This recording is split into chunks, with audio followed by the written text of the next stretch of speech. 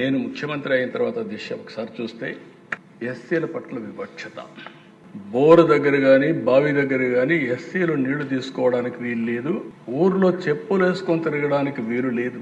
ఒక మాటలో చెప్పాలంటే కుల వివక్షత పైన యుద్ధం చేసిన ప్రభుత్వం తెలుగుదేశం ప్రభుత్వం అని యుద్ధమే చేశారు.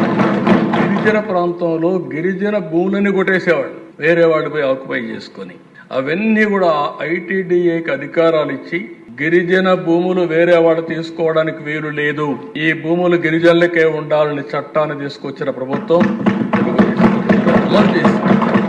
ఎక్కడైనా సరే ఒక అత్యాచారం ఎస్సీలపై జరిగితే జిల్లా అధికార యంత్రాంగం, కలెక్టర్, ఎస్పీ డైరెక్ట్ గా వితిన్ 24 hours లో ఆ విలేజ్ కి వెళ్ళాలి, వాళ్ళని పనిష్ చేయాలి. అలాంటి వ్యవస్థ తీసుకొచ్చాం. ప్రతి గ్రామంలో రాష్ట్రంలో పౌర హక్కుల దినోత్సవాన్ని జరిపాం.